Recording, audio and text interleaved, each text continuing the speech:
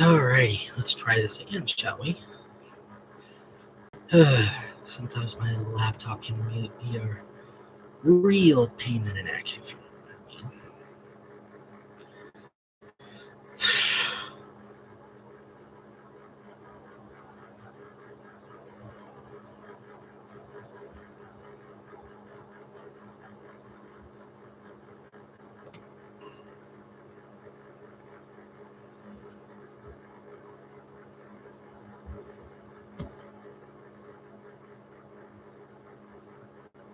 Trying to get this rolling again. Oh man, this is crazy.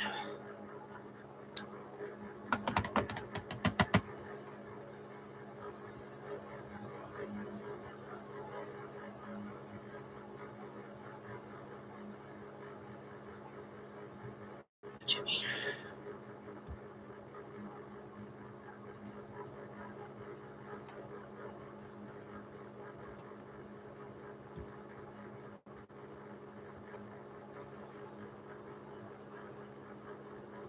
Should be streaming right now, I hope. Hey there, Ian Productions. All right, getting this link over here. Hang on a second. Just trying to.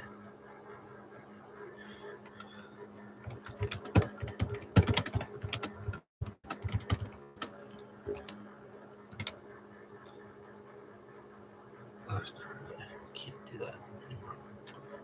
Oh well.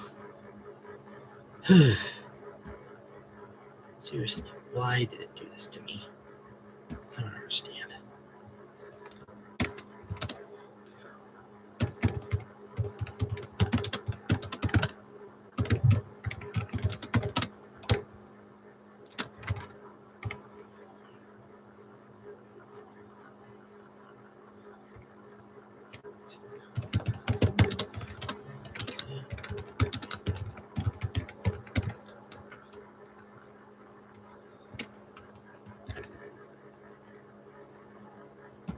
Okay, now I really can't believe my laptop decided to do that right now. That is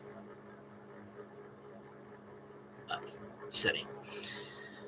All right, let's see. What do we got here? All right, more questions from Ian Productions. But before I go any more questions, I'm just going to point out right now that my laptop decided to disconnect me, and I couldn't retrieve my other live stream. So I had to end that one and start a new one here. So whoever is here, please try spreading this around. I am trying to do that too. And it's annoying. It really is annoying. But anyway, I did want to answer a question that I don't know how far along I got into it before it cut out on me. From Joe Murphy, I think was the one that asked it. Was like, am I afraid of COPPA? Or worried about COPPA? As I was saying, I'm not too worried about COPPA, but I am frustrated at how YouTube is handling this, because they did not offer any transparency at first, and the FTC finally did. And YouTube, in my opinion, YouTube is like, oh, we can't have that, we got to do it first, or whatever. And it's crazy. So there is some clarity now on how we can how we can mark our videos and how we can't mark our videos, but at the same time, there's still a little gray area. So I'm not annoyed with COPPA. I'm just annoyed at how YouTube and FTC went about it the first time around and creating such a big uproar about it. It's crazy. So again, I've already managed to back up my videos, and I'm currently eyeballing lbry.com to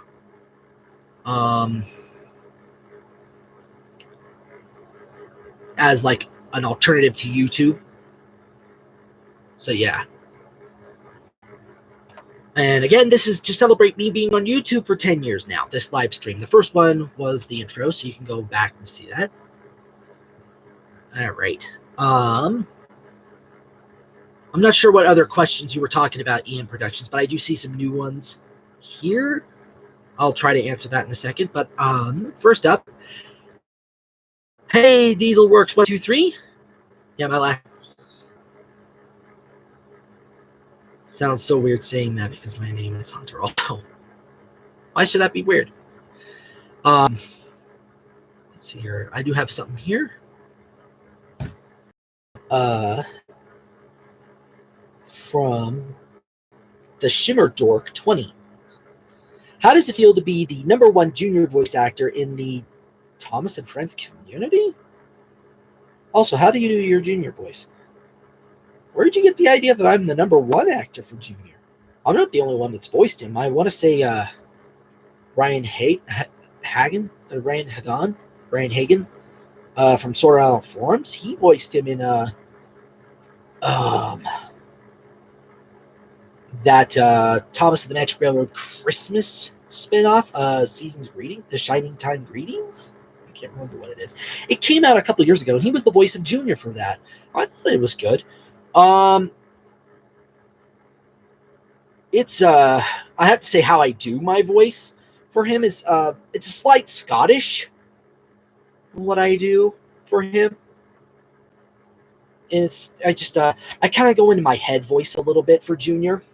So let me see here if I can try replicating it with a line. Let's see here. I'm just trying to think of a line here for Junior. Presto! I thought I'd given up on seeing you again. You stop me if you heard this one. What's blue, green, and red and goes beep beep.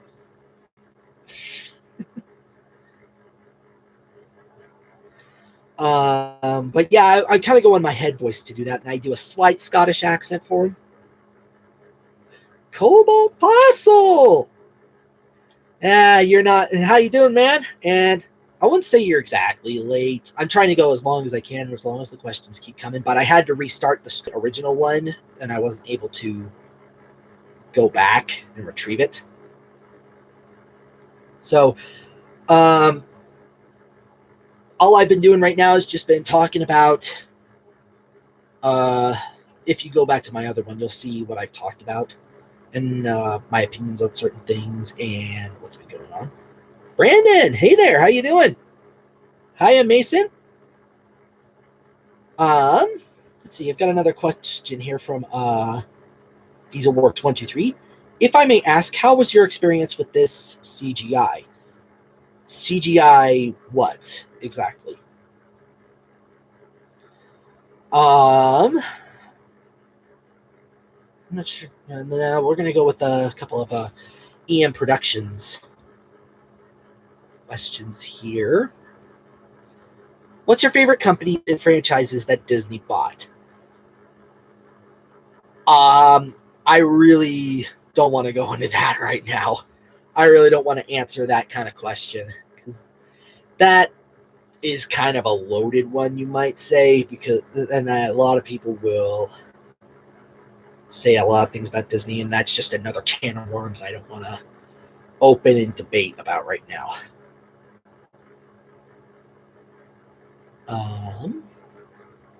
Also, for EM Productions, I'm not sure what other questions you were talking about, so if you can, post them here and I'll try to answer them. Mason is asking, can I do a Sam the American Engine voice? Can I do that? There's two different voices for him. There's one from his video, and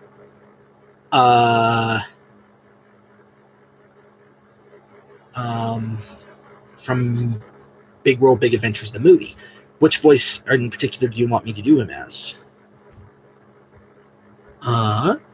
Brandon says, you lucky devil, how did you manage to snag that wooden railway circle board? That was from a couple years ago. It was there was a guy that I used to buy wooden railway trains from up in a town about almost an hour away from me, and he was closing up business. So we managed to buy whatever stock he had left, and I resold a lot of that on eBay, and he threw this in there as well. So this is kind of my own little memorabilia to the wooden railway system. And Joey, the blue A3, how you doing there? He says, I dare you to say Flying Scotsman coming through. Flying Scotsman coming through!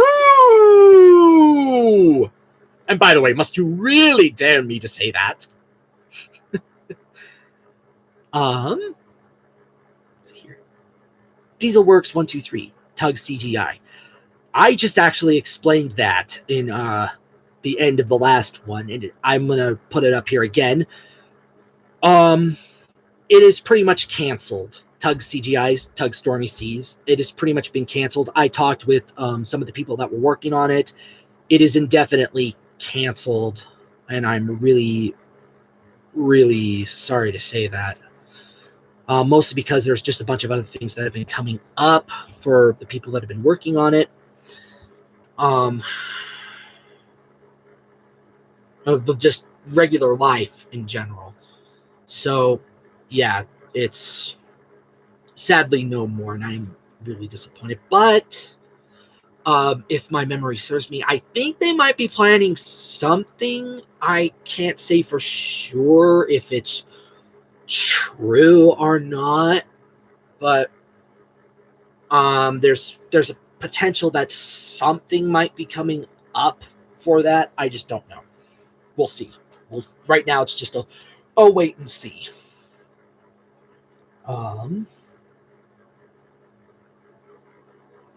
Mason says it's the Big World, Big Adventure Sam voice. Okay.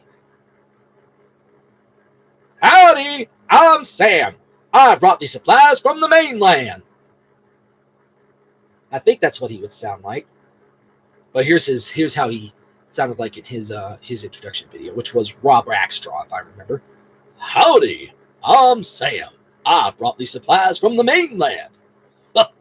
I'm from America. Ian Productions asks, are you familiar with Wallace and Gromit?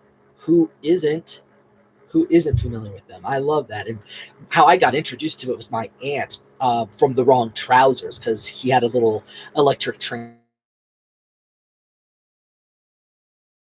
set, and so she showed me that, and that's how I was introduced to Wallace and Gromit. Cheese, Gromit, cheese. I'm just crackers about cheese. Cobalt Fossil. I did my first 2 voice role auditions this year. Really? What were they for, if you don't mind my asking? JPLNER, how you doing there? And he asks, hey Joel, what was it like voicing Fred the Diesel? I stated this in the other stream, was when I was asked, like, what are my favorite series to do voices for? And I said my most favorite was doing D261 in the Thomas Creator Collective and Fred for Enterprising Engine 93 series.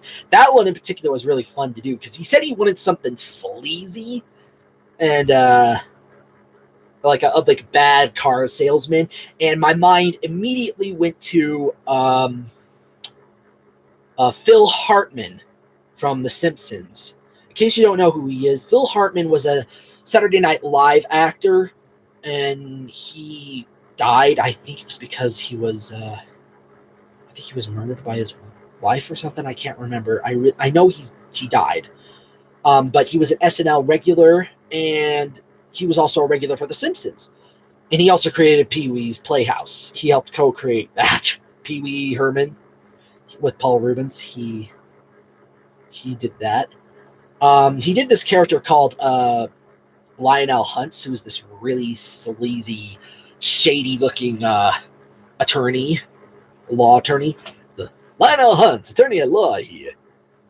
And I want to help you track down the fiend that did put your son into this hospital bed. So I went with that voice, and I made it so that Fred was really just buttering up. Is that just he's just so sleazy and it fits so perfectly. When I showed him that, he was like, "That's perfect." Enterprising Engine 93. He's like, "That is so perfect. Do it."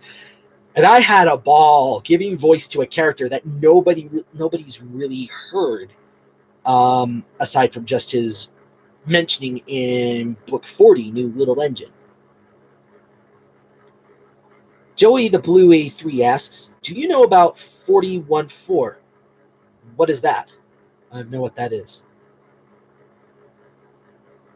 Brandon Polly says, "Priority-wise, would you see Edward and Thomas as well as Gromit?" I don't know. I never really given that much thought. Hi there, Will Thomas 199. Cobalt Fossil says, "MLP fanfic reads." That's what you were doing your voice role auditions for? JPLNER says, "Favorite characters to voice in Matt's series?"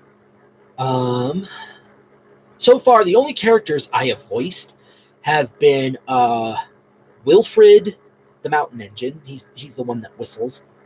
And I actually did like a whole take back when I did that. That was my first appearance for Enterprising Engine 93, Wilfred the Mountain Engine. And I did a whole take, a separate take of just whistling a whole bunch of tunes. So if you listen at the beginning of Coldy Fell, that's me whistling out, singing in the rain. So yeah, I did that. I did Thomas's driver in Thomas and the Fortune Teller. And then I am the voice of OS from Rolling Stock. I became the new voice for OS. Brick Tavern Films, I did Detective McGonagall in his Batman short, The Case of Killer Croc. I also did Bionicle NP, Noah Productions, Bionicle Ignition 2 movie, where I was a Mari Matoran and Karzani, the Mad Nightmare Tyrant, the Mad Tyrant of Nightmares. It really depends on the scenario of who asks me what it entails, how it goes, like, and all that. Like right now, I just finished doing work this year on a children's YouTube series called Mish and Mash. We just completed 2 seasons, and I became the vocal director and lead actor, voice actor. In case you want to know what it is, Mish and Mash is a puppet series, 2 alien puppets in front of a green screen, and I handled the voiceover side of it. Come episode 10, Ice Cream Planet. It's made by Wild Brain. You can view it, look it up, Mish and Mash Wild Brain. The first 9 episodes, in my opinion, are really erratic. It's having a hard time trying to figure out where they're going. But by the time it was passed down to a group that I'm with, it started to straighten out. In my opinion. And I really hope I can do more with that series, because it's a fun little children's series for ages 4 to 7. It's funny, and I've actually incorporated some local talent and some other people from the Thomas and Friends community, like Enterprising Engine 93, Tram Engine Studios. Michelle Hurtado is part of it. There's a couple other people in there, even some local talent here. It's a fun little series. Anyway, I hope that answers your question, Will Thomas 199. Joey the Blue A3, the big boy. What do you mean by that exactly? Let me scroll up.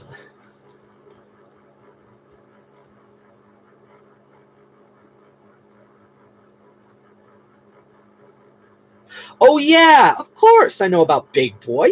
No, wait a minute. No, that's Union Pacific is let me see here. Union Pacific is, I think, 41.4 is that Big Boy? Yes, that is Big Boy. I must be confusing it with no. Is that?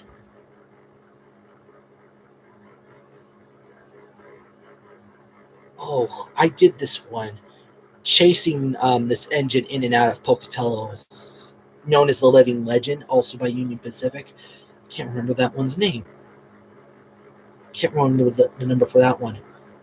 Somebody help me with that one. Ian Productions asks, are you familiar with Cars? Yeah, everybody pretty much knows what Cars is. It's been oversaturated, if you ask me. It's the only Pixar franchise that got oversaturated.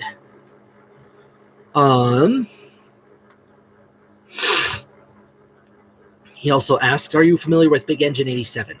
Yeah, I'm also familiar with that. Fast and sexy! Let's see here. Brandon Polly says, while I had only a short role in the Thomas Creative Collective series, I still kept all the voices acting advice you gave me once in mind by doing little takes on my Twitter account. That's good. Good for you. Wish I could show you now, but my links aren't sending here.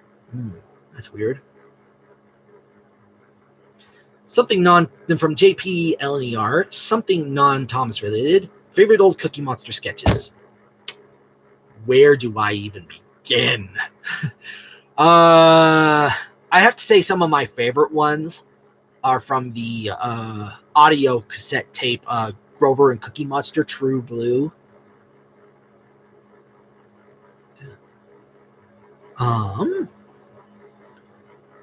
Ian Productions asks, do you know Modern Railroad? Yes, I do know that series. That is so funny. I really like that series. It reminds me of something. I'm having a hard time trying to pinpoint where exactly. But that was so fun. That was so funny to watch.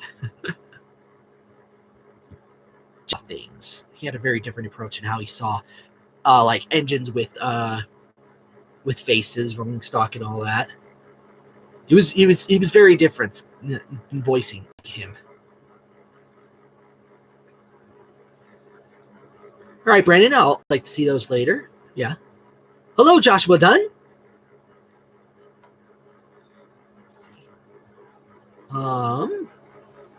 Let's see, did I miss any other questions here?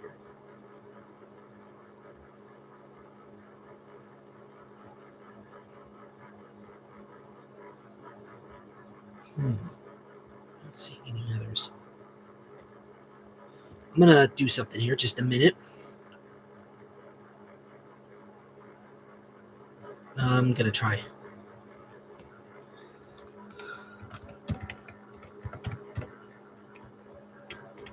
I'm just trying to fix something here.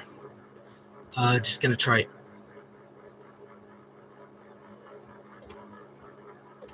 Trying to do something here.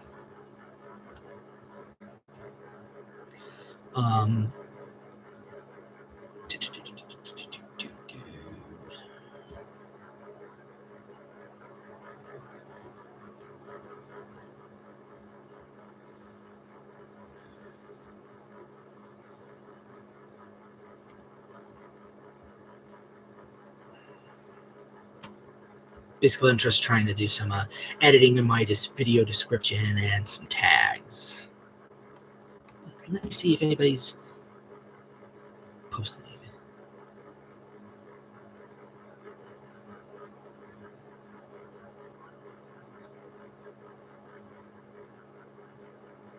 Well, thank you, Joshua. Thank you for supporting me.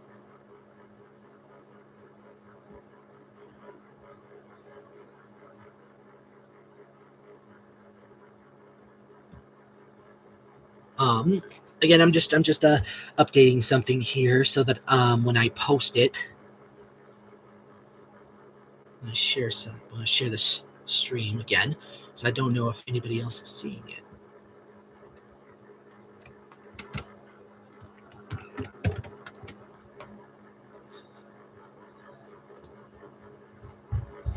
Just a minute here.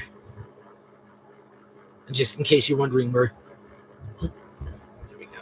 That was weird. In case you're wondering, my room right now, I'm in a new room.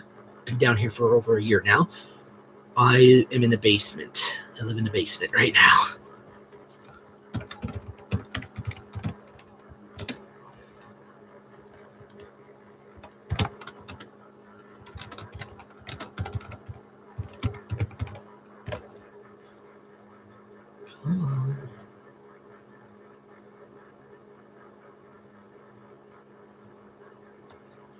Just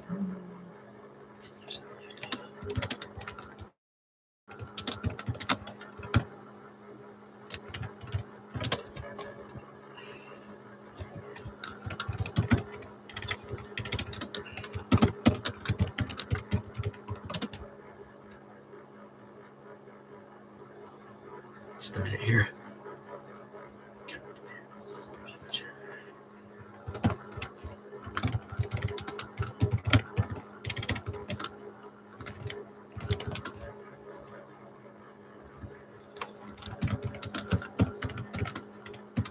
Now, I've got a question for you guys.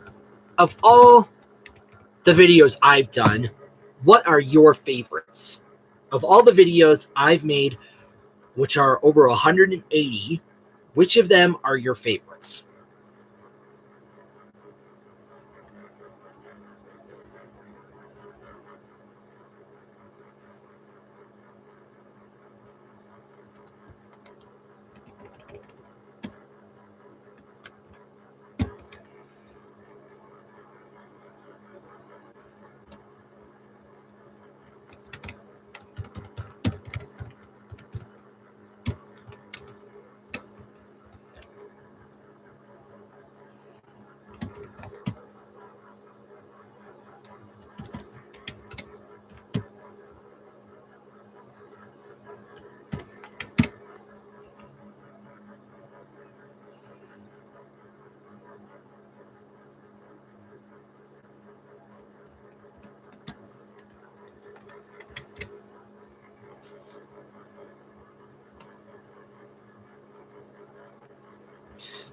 That reminds me.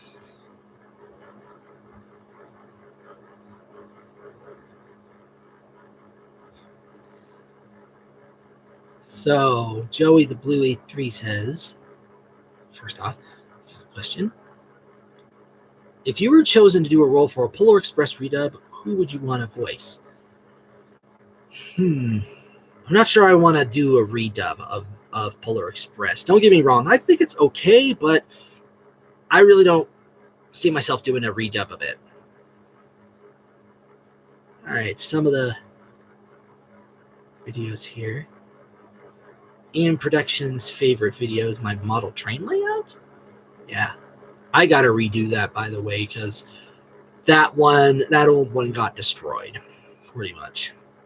And I've got a new one that I've been doing for the last couple of years, which is constantly changing because every year now, whenever I go to a train show up in Idaho Falls, every October, I do what is called a run a train stand, and I let kids. I build 3-section layouts on a 4x8 table, and there's 3 circuits. There's 2 of them which kids can run an engine and pull a train on, and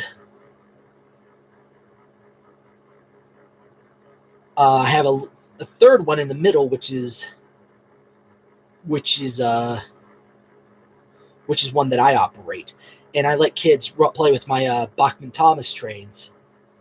And I'm going to be updating it this year by adding an adjacent yard for like a switch yard with all the different type of trains that they can pull. So instead of having to constantly keep pulling it up out from under the table to assemble it, I'll just have it pre-made on a siding.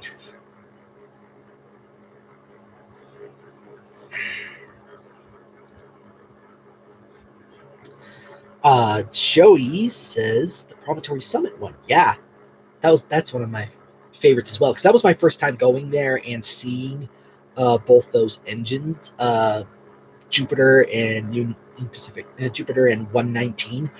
I actually have been writing a special tribute for those 2 engines in the Thomas and Friends sense. I'm still writing it. I only have 3 stories out. I think you can find it on my Twitter back from May and I think June. So yeah, you can see that. And I have at least 2 more stories to plan before I release it in full. I'm still trying to write it out, and it's taking me a long time. That was also the first time I met Enterprising Engine 93, and I didn't know about the Google Hangout live stream bit. And it took me over 2 years to put together. It was so crazy. But it was a fun one to do, because I had Cobalt Fossil on there, DM Man, which, by the way, who I met in New York last August. Really great guy to hang out with, and I had him in Mission Mash a few times. He's known as DM Man on Solar Island forums. He's a great guy to work with. Let's see. I had him. I had Cobalt Fossil. I had Lady to Pikachu, Evan, a couple other guys. I can't remember off the top of my head who, but it was at least 7 people, myself included, talking about our thoughts on The Adventure Begins, our opinions of so far and all that. It was really fun. Hey there, Mainland Studios, how you doing?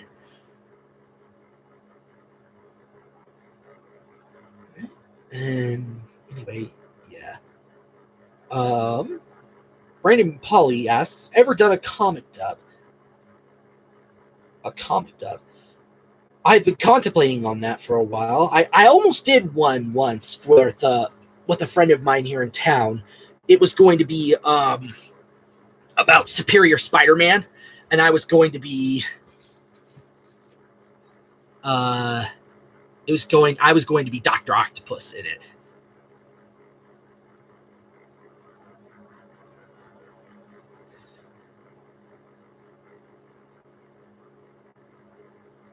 Close call, Mainland? What are you talking about? Tornado? What happened? Was it like with Tornado the engine, or was it an actual tornado?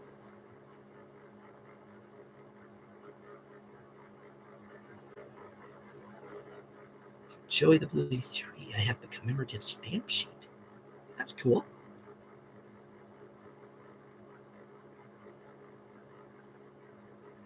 Ooh, dude. Oh. Sorry about your backyard, Mainland. Oh, dude. Ugh. Yeah, we've had some bad spells in our town. Similar, a borderlining tornado a few times. In the town that I live in, it is pretty much lives in a wind tunnel. Like, we get some really high winds here. They took out, like, the winds have been so bad at storms as well. Like, they've been so bad that they have taken out some carport sheds that we had set up in our backyard, one of which that I owned, and it just mangled them. It was so bad. And we had floodings as well, because we have these underpasses, these little roads that go under the railroad in our area of Union Pacific. And then there's one in particular that goes through our downtown area, and it's a tunnel with the 2 walk sides on either side of it. And one time it rained so hard it flooded that tunnel, and it was like almost to the ceiling. That's how bad it was. They almost had to cut the whole town off. It was terrible. My mom almost got stuck on that side of the town as well, but she managed to get through back to us. That was that was a long time ago. Ian Productions says, if the Thomas the Tank Engine model series would get their own voices of their own, which person who worked for Thomas do you think should voice with the character? Which character? I really don't know how to answer that one, to be honest. Yeah, I would probably say that too, Mainland. But personally, for James and Percy, I would probably change their voices, James and Percy. maybe James like Rowan. No. Maybe Rowan Atkinson or Eric Idle as James. Henry, either David Hyde Pierce or Rowan Atkinson. David Tennant as Percy. And Edward, I would see being voiced by Colm Feore as well. Edward is Ringo Starr as Edward. Maybe, but I personally, even though Colm Feore was good as Toby, I definitely see him as a better Edward, in my opinion.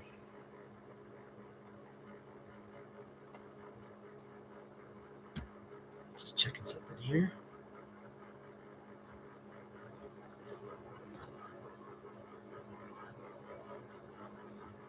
Oh yeah, I'm taking a look what you just sent me, Cam. I see that there.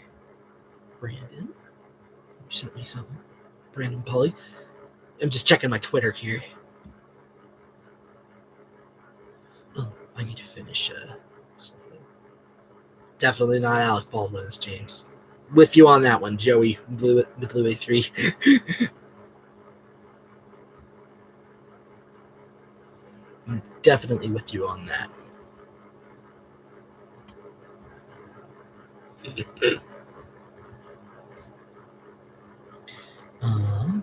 I am fixing something right now to my description.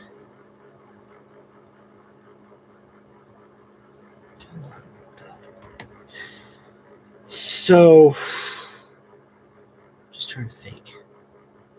Yeah, I've been on YouTube now for 10 years. I actually started December 9th. I think it was December 9th. Yeah, December 9th. I have been on YouTube for over 10 years now.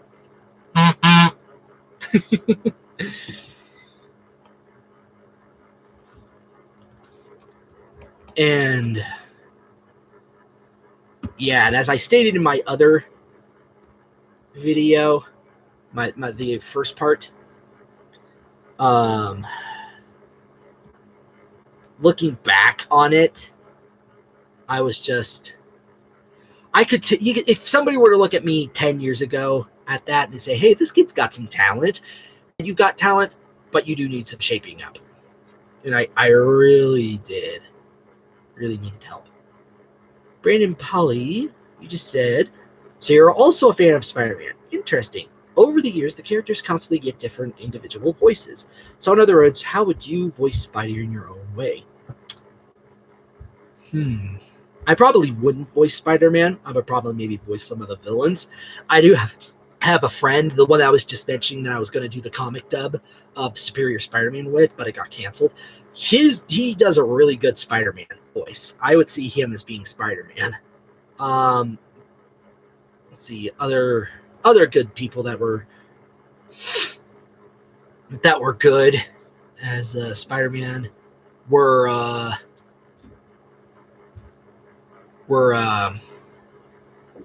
Josh Keaton, Drake Bell, Tom Holland is okay as Spider-Man too. There's somebody else. I know somebody.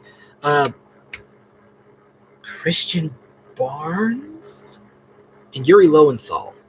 Yeah, they're pretty good. But yeah, I probably don't see myself voicing Spider-Man at all.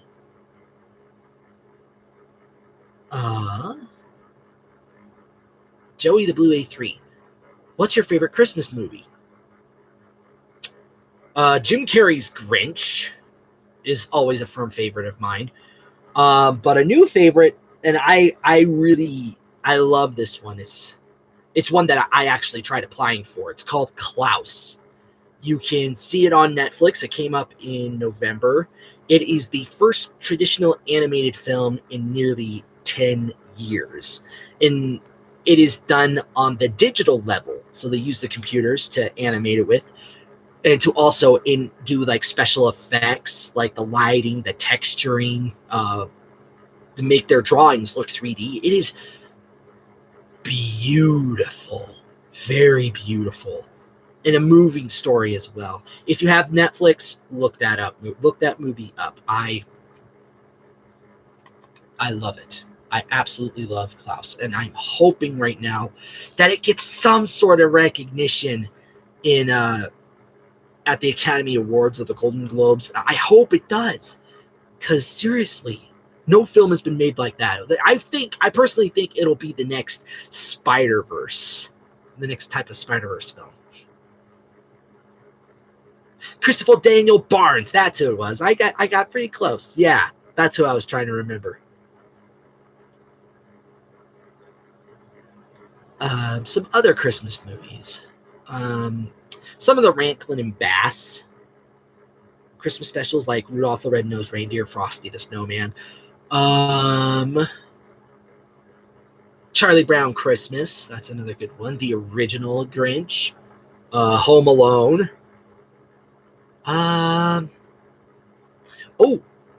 It happened on 4th Street. It's an old one. It's an old black and white.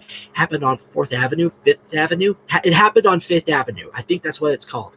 It happened on 5th Avenue. It's an old black and white movie. It stars Charlie Ruggles. It's a good movie. It's a really good one. Look that up. Nightmare Before Christmas. Yeah, that's a funny one. That's a good one.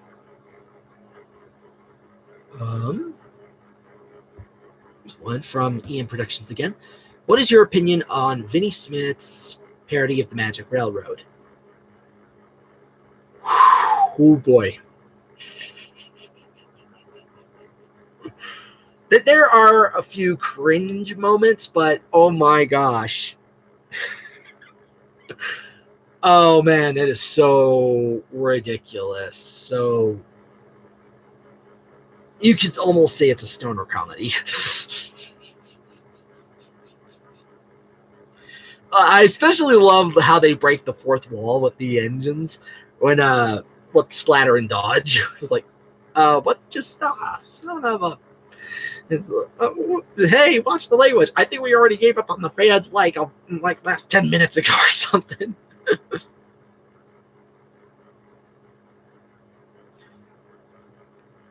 Yeah, but on the whole, it's, oh man, it is ridiculous, but at the same time a little interesting. Brandon Polly says, Jim Carrey. Remember when I suggested him as a certain headcanon voice for Cuphead? Jim Carrey for Cuphead? I don't think I remember that. Now, are you talking like Jim Carrey as Cuphead or Jim Carrey as a voice in Cuphead? If they were to do a cast. And by the way, there is a Cuphead animated series coming to Netflix. I don't know who is voicing who, but I heard it's going to be kind of a variety show, no overarching plot or whatever. But yeah.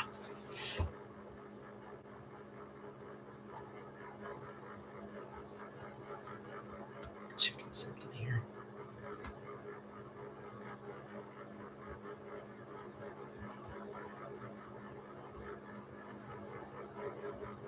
There's a lot of videos here. I have to look at them later.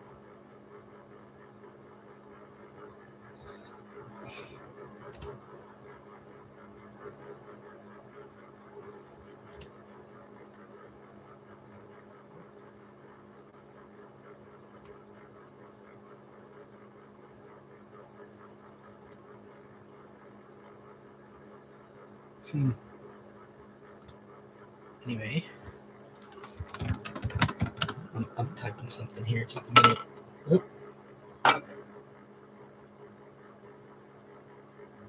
Just get something. I'm just answering. Just answering a text here.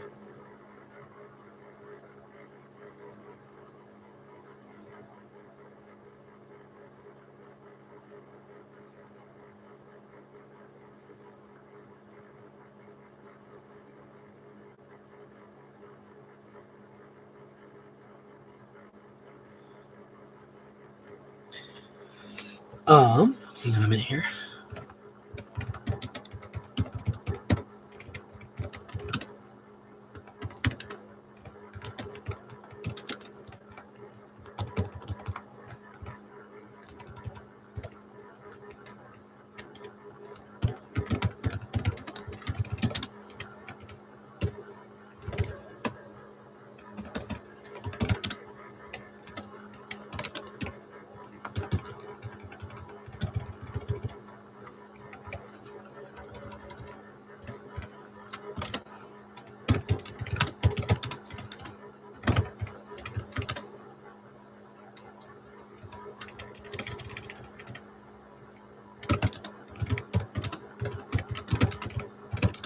Just writing something.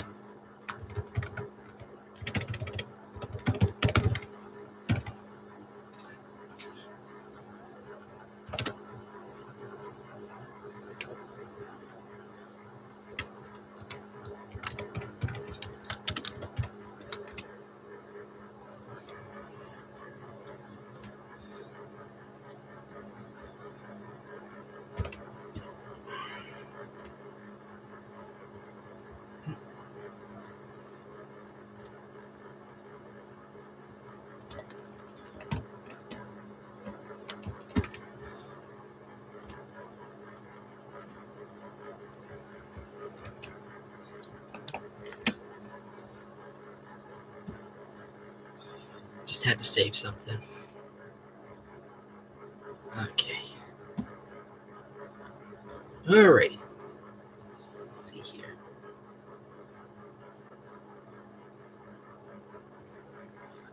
Oh yeah, that was almost 2 years ago. Shoot, that was the last time I did a live stream, and that was when Google Hangouts was still a thing. I have to go back through that again. But now that I'm thinking about it, if I wouldn't see Jim Carrey as Cuphead, I would actually see him more as maybe Beppy the Clown.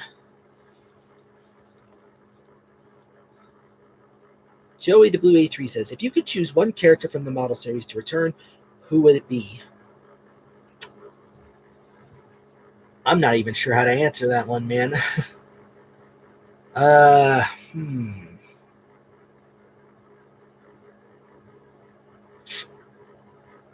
are so many characters that I would like to bring back.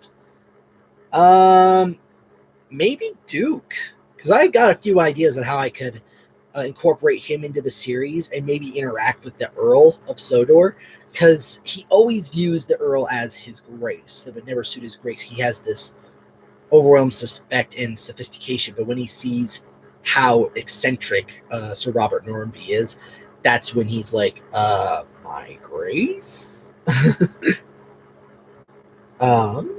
So maybe it would be Duke. Maybe. Hello, Lucky4449. Have you visited any tourists' railroad in the past year? The only one I ever been to was Promontory Summit. And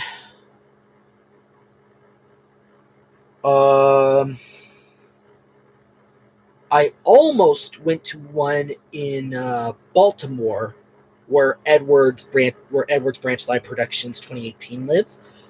He works at one. I met him when I was going on a cross country with one of my brothers who bought his first car, and he lives in Delaware, and he wanted me to be his traveling partner. So I went with him on our first cross country, and it just developed an even deeper hatred for Google Maps. I swear it kept trying to reroute us, and it didn't tell us about certain tolls along the way. So we ended up getting held up, one, and two, ending up receiving bills that we weren't notified about. So it was ridiculous. But yeah, the only tourist railroad that I've been to has been Promontory. Shimmerdork20 asks, how would you describe your experience taking part in Train Assassin's Sodor the Magic Within special, from voicing characters to meeting people? I'm not sure what you mean by meeting people, but it was a different experience in terms of voicing for Thomas because there was a little more at stake. It was a little more darker than most, and I think it was a good spin-off, a good spin-off to Thomas and the Magic Railroad, and a good conclusion to that. I thought it was really good. And also a good development for Diesel 10 as well. But I don't know what you mean by like meeting people. I don't know what you mean by that. Hello, Alex K9. And yeah, sorry about the last stream. My laptop decided to act up on me. And you say who? So who would you like voicing in some Thomas and Friends projects? Anybody that I'm not sure how I would. Maybe Sir Topham Hatt, Sir Robert Norby, James Gordon, any character. Well, bar some females, because I can't really do very much good with female voices.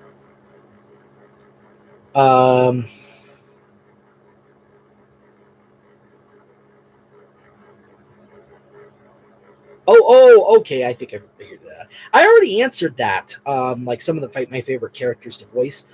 D261 has been a favorite of mine for the TCC. Fred for Enterprising Engine 93's series. Sir Robert Norby is a good one. Sir Topham Hatt. James is a good one. Yeah. And did you like voicing OS and Rolling Stock? Of course. I love doing voiceover in general because I like doing a lot of character voices because not only when I do character voices or impressions, I just love seeing the gratification, the smile, the laugh that people get when I talk to them in character. Like I have had many a time when I was working as a cashier, turned somebody's and made somebody's day just by talking in a character voice, just because they come up to me like all grumpy and everything because they've had a bad experience with some employee or whatever, and I would suddenly start whipping out my Tigger voice and say, "Hey, turn the phone upside down, buddy boy,"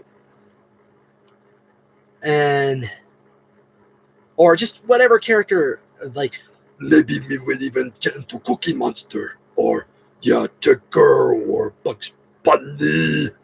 But but me go-to would always be either Cookie Monster or Tigger. Yeah. But yeah, I just love doing that, and I would love to make a career out of it. Yeah, who wouldn't?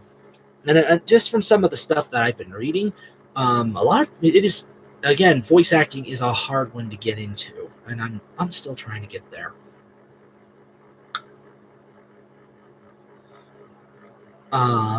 Mason Hagen says, "Can you do a Duke impression?" I think the one Duke impression I like doing more is George Carlin's voice for Duke. That would never suit his grace. But if I were to do him, I would probably. Oh, there was this actor. I cannot remember his name, but he had a really deep voice, and it kind of threw like this. But I threw a little. I take some of that voice, and I threw a little of Winston Churchill in there. So he's got a bit of a whistle. This is kind of how I would voice Duke. That would never suit his grace. Because he's got the kind of the jowl thing going on, I think. And I think that would fit him perfectly. Alex K9 says, out of the 3 experimental engines, which one is your favorite? They're all pretty good, but I'd have to say I like Merlin. I really like Merlin because he's just got this playful, ignorant bliss. He's a larger than life character, and he's very Buzz Lightyear-ish in a way. In the fact, like from Buzz Lightyear from the first Toy Story movie, he really believed that he could fly, and Merlin firmly believes that he can be invisible. So it's really funny how it plays out.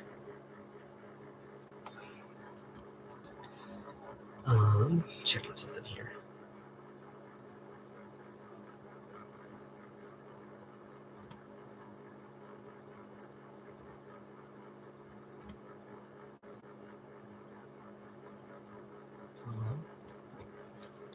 A minute here.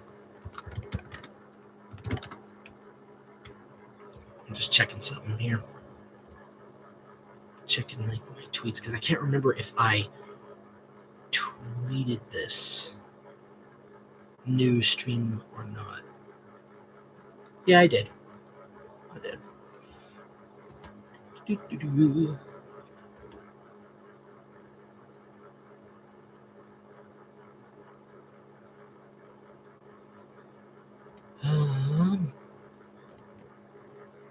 Let's see.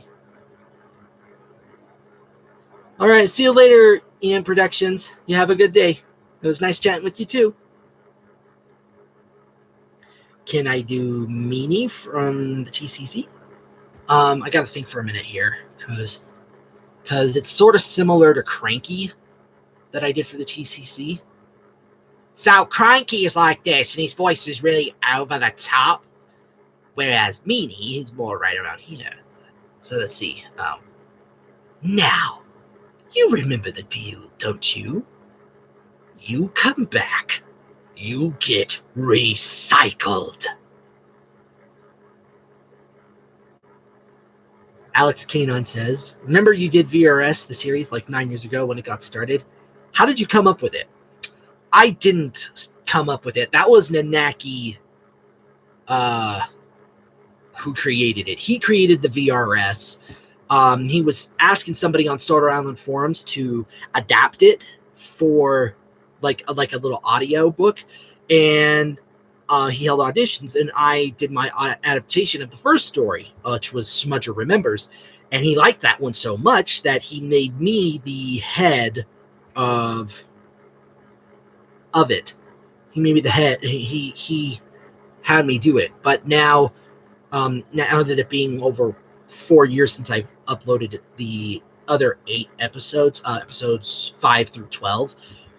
I announced this in the other video, the other live stream. The VRS, I'm not going to continue it here on YouTube because I'm currently pursuing other interests right now, such as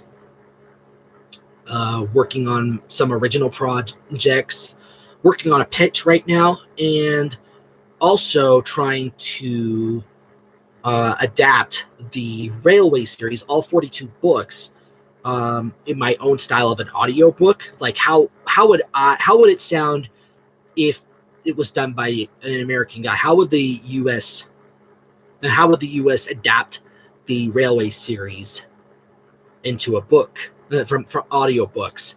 Like, you know how they had the UK had audiobooks where they had Ted Robbins, Willie Rushton narrating those books, and I want to do my own take of it.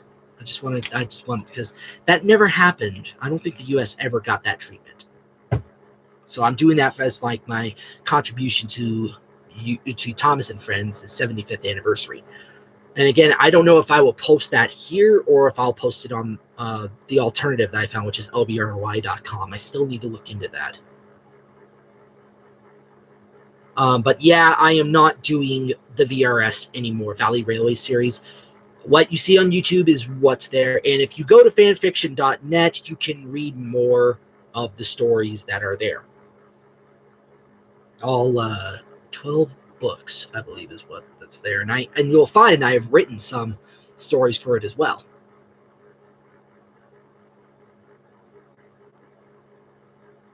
And you would have to ask Nanaki more about how he came up with the idea for the Valley Railway series. You'll have to. I think he posts that on fanfiction.net. You can read all the stories there. I think he also posts how he started it. Lucky4449 says, of all the bad Thomas and Friends characters, which one do you dislike the least? Come again?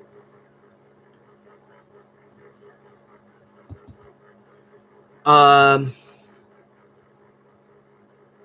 not sure what to say because everybody always keeps saying the logging locos.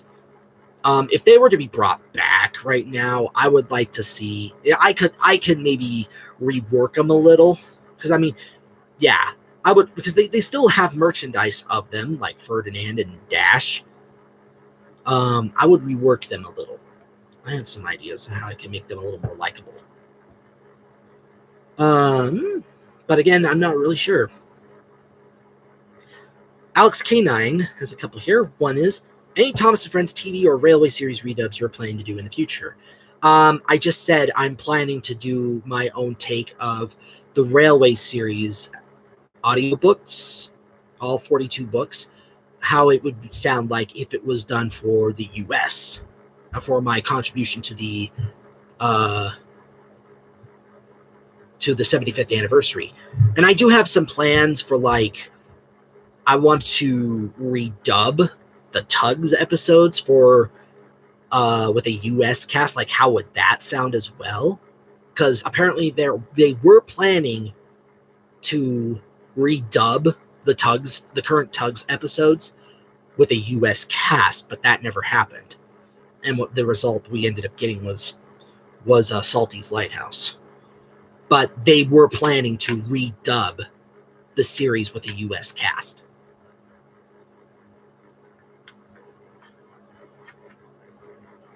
You also have your own custom train characters on DeviantArt.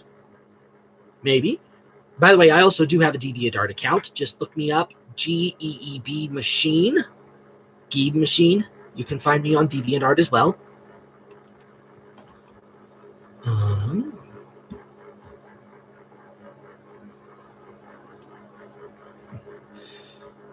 So I'm thinking about maybe wrapping up right now.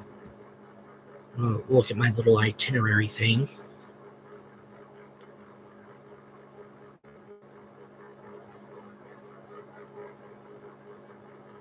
So I think I'm pretty much there, but yeah, I'm really thinking about wrapping it up pretty soon here. But I think I want to wrap it up with either a story from the Railway series or a story I wrote.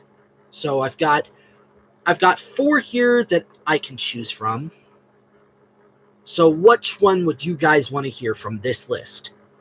These are stories that I've written this year. This year I started writing, taking up writing again, and that's many thanks to Sidekick Jason. So which one of these 4 should I read? Breaking Bradford, Toy Railway, Gordon Gets the Giggles rewrite, or Why Oh Why? Of those 4 stories, which ones should I read? Or should I read something from the Railway series? I'll take a drink here because I'm thirsty.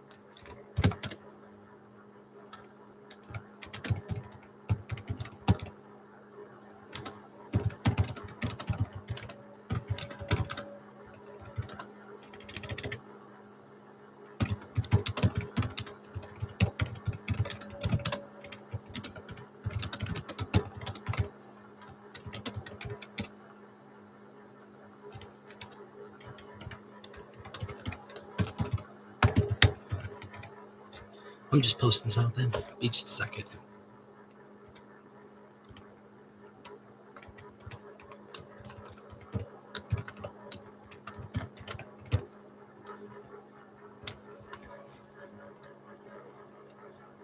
Just a minute here.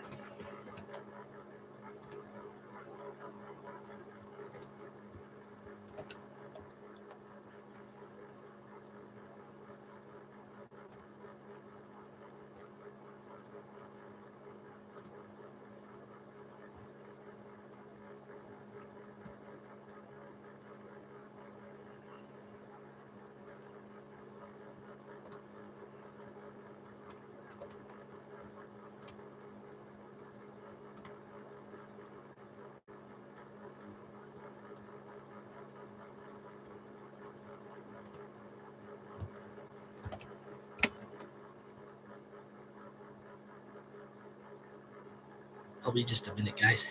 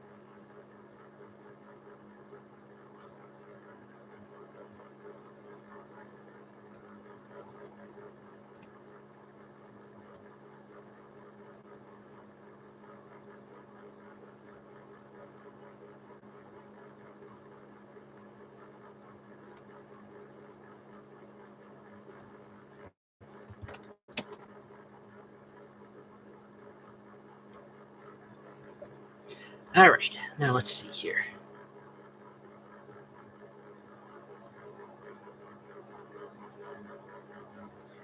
Is 10 Cents my favorite Tug's character to voice? He's one of a few. I really like voicing Warrior, Top Hat. I like doing those voices. There they go. Always Mr. Good Guy. What a bore. And maybe Zug. He's another funny one to voice.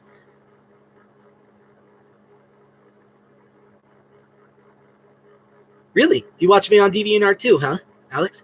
What's your username? I'm curious if I'm following you or not. I don't know. Hey there, Lucky. What are you writing?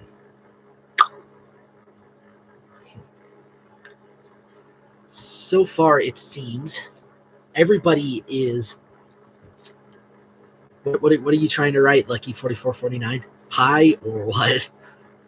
So it seems everybody is saying Breaking Bradford or Gordon Gets the Giggles rewrite. That seems Breaking Bradford is what's.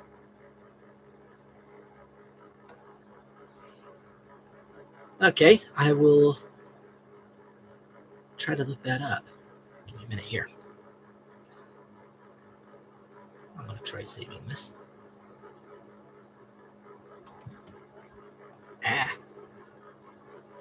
Let's see if I can fix that. I hear you, Lucky 4449. Just a minute here.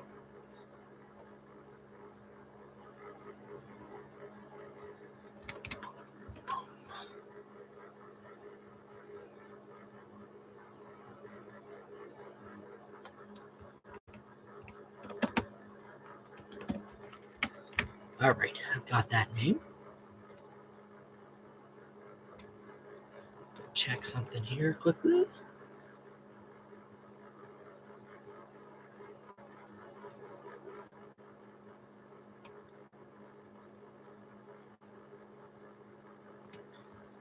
All right. So, just from the votes that I'm seeing here, Breaking Bradford, that's the story you guys want to hear? Thank you, NWR58.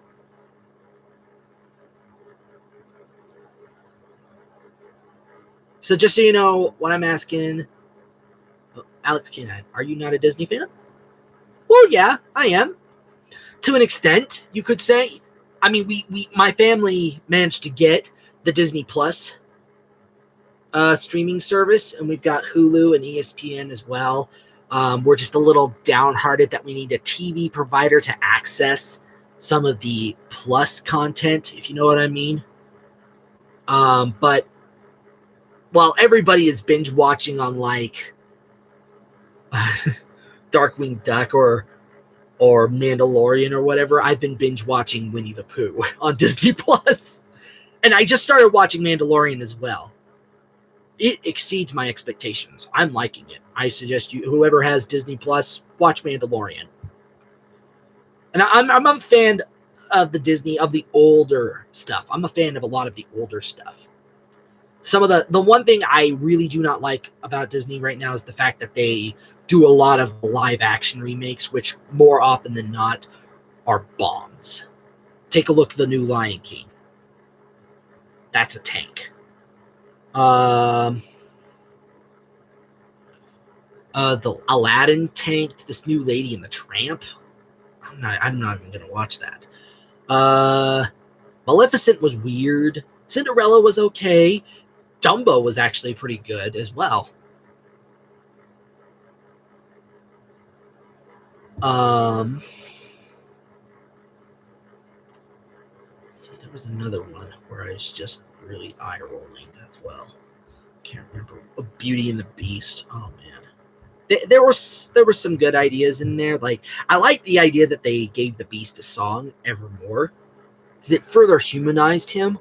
But at the same time, no. Lucky4449 says, the real question is, who doesn't like at least one Disney property? Well, seeing as how Disney's becoming a conquest now, it's crazy. They're trying to become a monopoly. Here's what I predict: the big people who will, the big companies that will rule the world. I predict Disney, Amazon, and Google. Disney, Amazon, and Google. They will own the world. I actually have an idea where maybe it's satirical, I think, is like, what would happen if Disney actually was like, first they made it as a Disney World. Now they want to make it a Disney universe. I don't know. I haven't seen the new DuckTales I've seen series yet, Alex, but I have seen clips here and there. It seems interesting. NWR58 asks, so I've just joined the stream, and I think you may have answered this question earlier, but what made you start taking an interest in Thomas? I haven't answered that, actually, so I'll put this out for you. How I started liking Thomas was, it was quite an accident, actually. My dad, I think I was like maybe 3 years old. My dad wanted me to get out of his hair, so he put me on the couch, turned on PBS Kids at the time, which was back then. There was Mr. Rogers' Neighborhood still, Reading Rainbow, Sesame Street, and Shining Time Station came on. So when that came on, I was interested. But then the second the Thomas stories came on, I was hooked. I became hooked. And Thomas has been a big part of my life in terms of not just finding entertainment, but inspiration in pursuing writing and acting as well. So yeah, it's a driving force for me.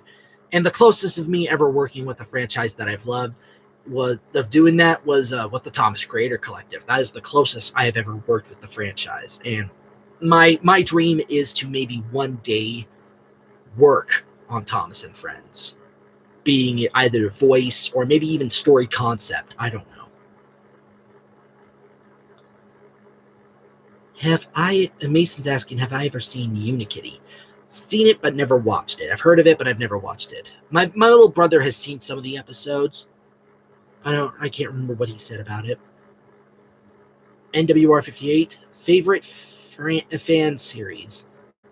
Enterprising Engine 93. I like his series. NWR 1991 is a good one. Is one that's okay. CSC, Carson Maranka, The Buried Truck.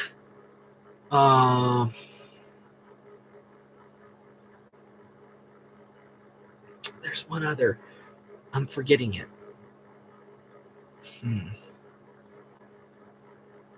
Alex K9 says, have you seen Steven Universe, or Steven Universe? Am I not a Cartoon Network fan?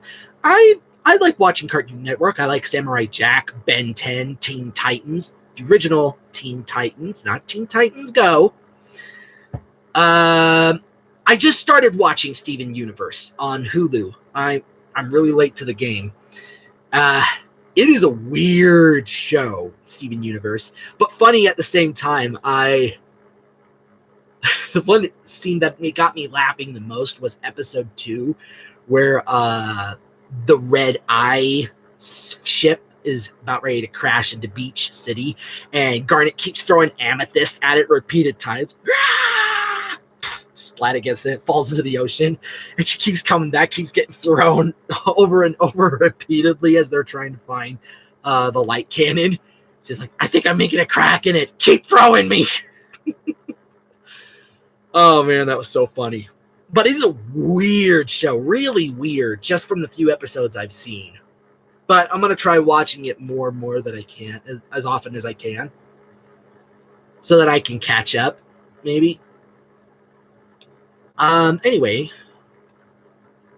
I'm going to read, I'm going to read Breaking Bradford.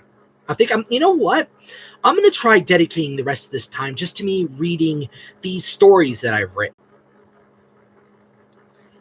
Yeah, I think I'm going to close off this stream. Now, I'm not closing it off right now. What I'm going to do is I'm done taking questions now, and now I'm just going to tell some stories, and we'll take little breaks in between. So the first story I'm going to read is Breaking Bradford. If I can get it up. There we go. No, not Toy Railway. Come on. It's thinking. It loves to think.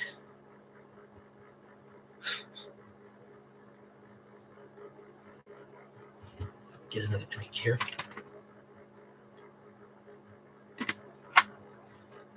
All right, and before I start, I want to say a big thank you to Christopher Bouchard, aka Mystery Man _17, for helping edit this story. I really thank them for that. Give me a second here. Try to see. All right, here we go. Come on. Breaking Bradford. There we go. Here we go. Breaking Bradford. If you ever see a goods train on the island of Sodor, you'll notice that there's one wagon at the end that's different from the rest. This is a brake van, and it's very important because the guard inside applies the brakes to help keep the train in check whenever they go down hills.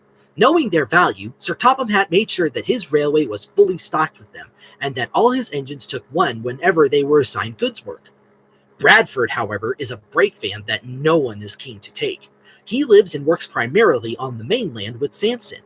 On Bradford's first visit to Sodor, his strictness with the troublesome trucks endeared him to the engines, but the tables quickly turned when his heavily literal enforcement of the rules caused all sorts of delays, leading to Bradford being seen as nothing more than an annoyance. One evening, James was the last engine to return to Tidmouth Sheds, and he was in a very bad mood. "Goodness, James, you're looking a little redder than usual," observed Rebecca. "Is everything all right?" "No," James sulked as he huffed onto the turntable.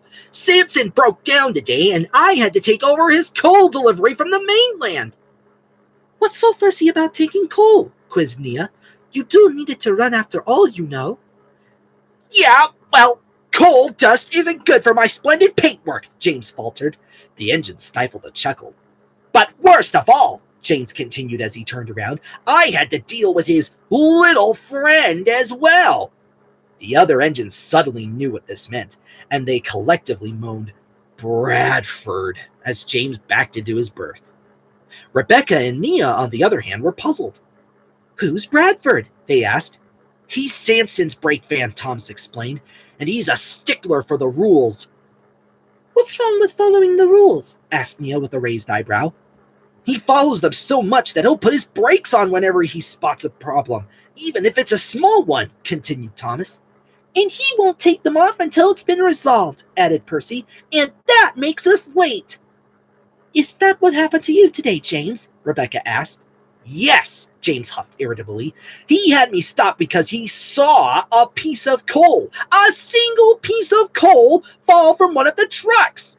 And then he added mockingly, Rule 23 in Section L of the Railway Safety Guideline Manual states that if an article of any form falls off a moving train, said train must be halted and the article in question must be retrieved so as to prevent littering and or the possibility of an accident.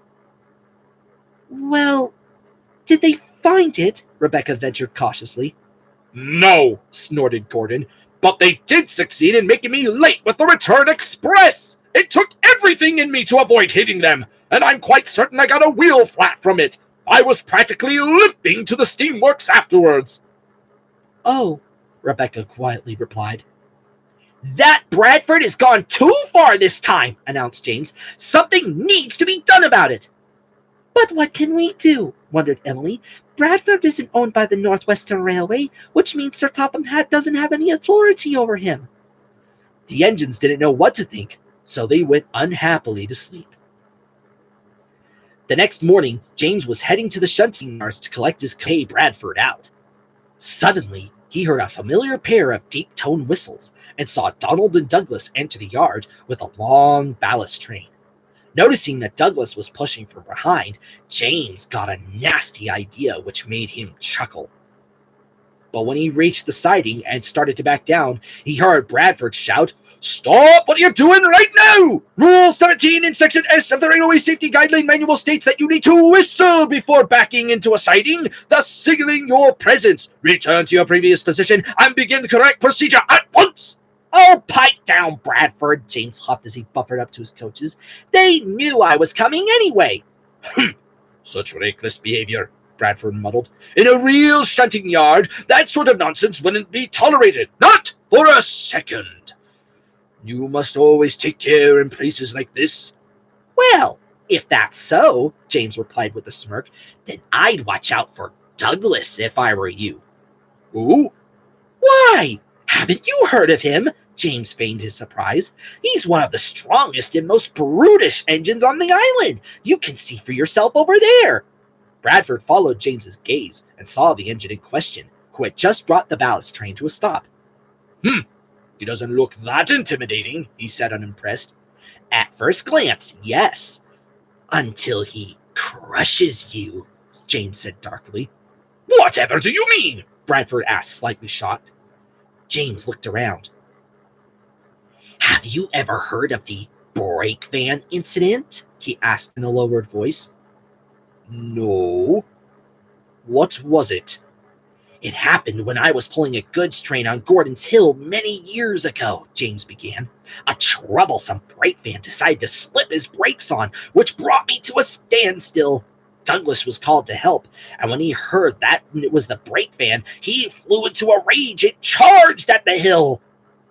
What happened next? Bradford asked nervously. He was going so fast, he not only got my train moving again, but smashed the brake van to pieces as well, James ended dramatically. Incidentally, he added, that's how he got his number. 10 out of 10 for brute strength. Listening nearby, a few old trucks piped up with a shiver. It's true! We were there when it happened! Bradford tried to suppress a shudder, but was unsuccessful.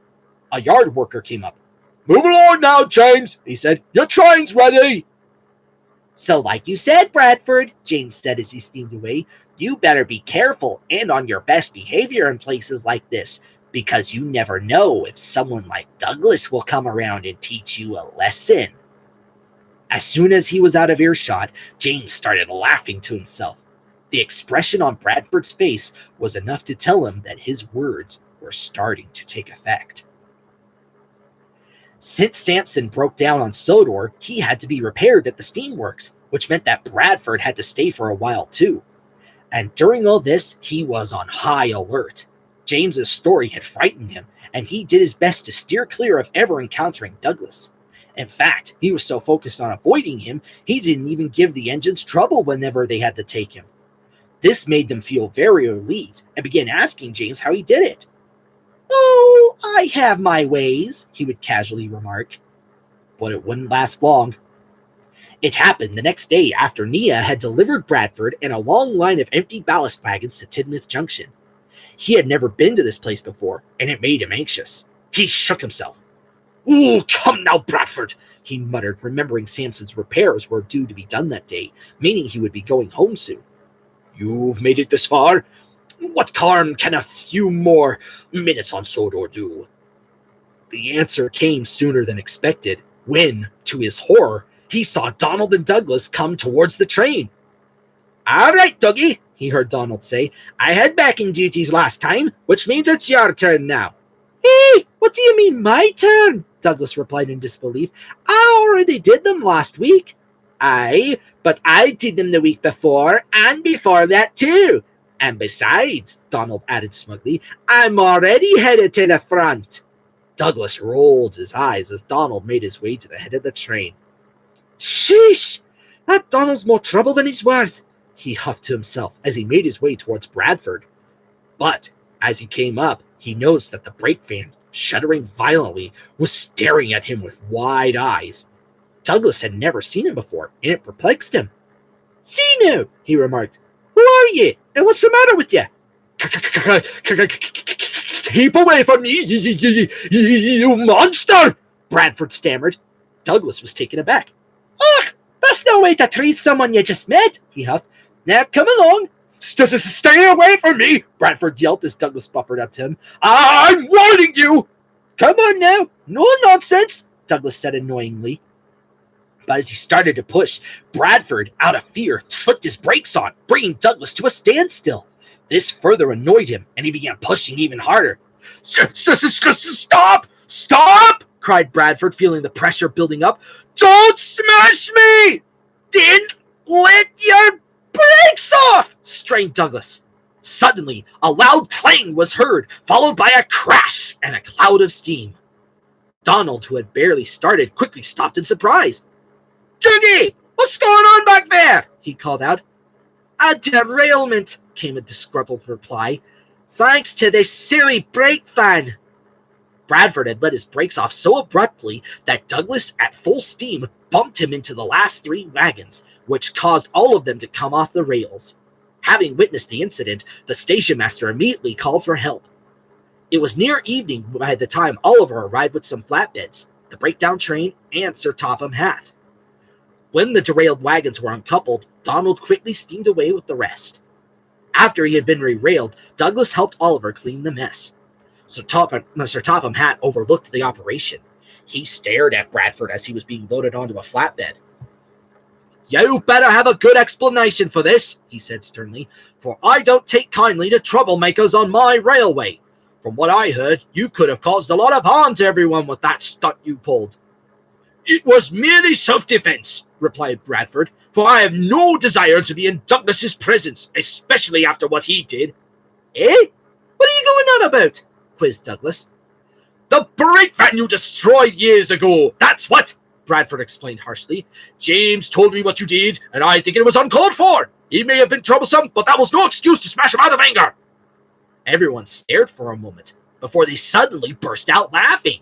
Bradford was shocked at this. "This isn't a joking matter," he loudly remarked. "Smashing brake vans is a serious offense." "I agree," recovered Sir Topham Hatt.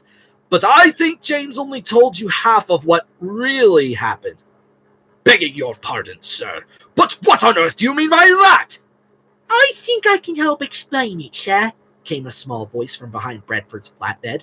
It was Toad, the brake van. Oliver was puzzled. "How can you, Toad?" he said. "You weren't even there." "Mr. Douglas has told me that to me many times, Mr. Oliver," replied Toad, "and I think it would be better if Mr. Bradford heard it from me. Brake van to brake van, if you will." Everyone did, and allowed Toad to tell Bradford what happened.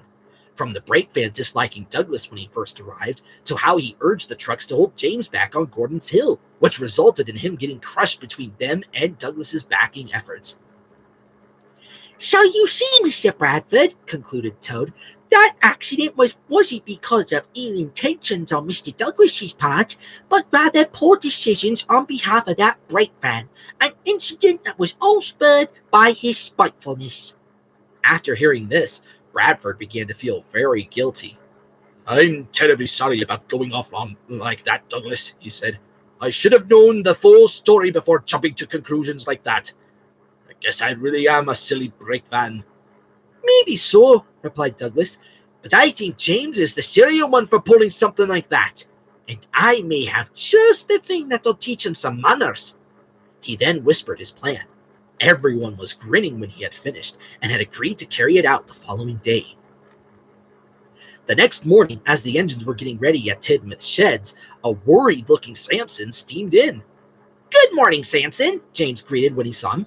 Is something wrong? I'm trying to find Bradford, replied Samson. I was supposed to collect him yesterday, but I can't find him anywhere. He's probably still at the steamworks, said Nia. The steamworks? Replied James in surprise. What happened to him? I heard he had a bad run-in with Douglas yesterday, explained Nia, and that they had to rush him there. Oh, my poor Bradford, exclaimed Samson. I hope they'll be able to fix him in time. I'm not so sure about that, said Thomas doubtfully. From what Oliver told me, he was practically falling to pieces when they took him away. Falling to pieces? Samson cried out. Oh, whatever will I do without him? As the three engines were talking, James had quietly and quickly slipped away, feeling anxious. Douglas wouldn't do anything like that, he said to himself. It was just a story. Right? Unsure, he resolved to stop by the steamworks after running his first train to see if what he heard was true. But when he got there, he was shocked to see a pile of broken green wood being loaded into a rubbish truck. Oh no! He cried. It happened! It actually happened! What happened? Asked Victor, who was nearby. He did it! He smashed him! Yes, he did, Victor replied calmly, but it had to be done. No, it didn't! Cried James. I only made it up to put Bradford in his place! I didn't think he would actually meet Douglas and... Oh! He was so overcome with despair that James began to cry. I am sorry that you feel this way, James, Victor comforted, but that old rubbish truck had to be taken apart. The wood was rotting. Yeah, sniffed James. His wood was Wait, what? Suddenly, as if on cue, the steamworks doors opened, and out puffed Samson, Oliver with Toad, and Douglas pushing a repaired Bradford, and all of them were laughing at James. Hey, what's going on? He asked confusedly. I was getting you good, James, that's what, chuckled Douglas. You should see the look on your face. You tricked me? Huffed James. What did I do? You told a real whopper to Bradford here, which caused an accident with Douglas yesterday, came a familiar voice. James looked at his buffers in embarrassment as Sir Topham Hatt dismounted Bradford. You should know by now that I don't take to lies very well, James, he continued sternly, especially if they're only a half-truth. I'm sorry, sir, James said sheepishly. But I only did it because Bradford doesn't know when to let up on the rules. I understand that, replied Sir Topham Hatt. Bradford, following the rules is important, but if it's over trivial matters like a single piece of overboard coal, then it's all right to overlook them. Are we clear? Yes, sir. Clear as crystal, sir, said Bradford. Satisfied, Sir Topham Hatt returned his hard gaze to James. But telling tales just to get payback is not acceptable. I think maybe putting you on coal trains will help you to remember that in future. Wouldn't you agree, James? Although he didn't want to, James reluctantly had to agree. And ever since then, Bradford did his best to restrain himself, but still remained as vigilant as ever. As for James, he knows better than to pull tricks like that again. All that coal dust is not good for his splendid red coat of paint.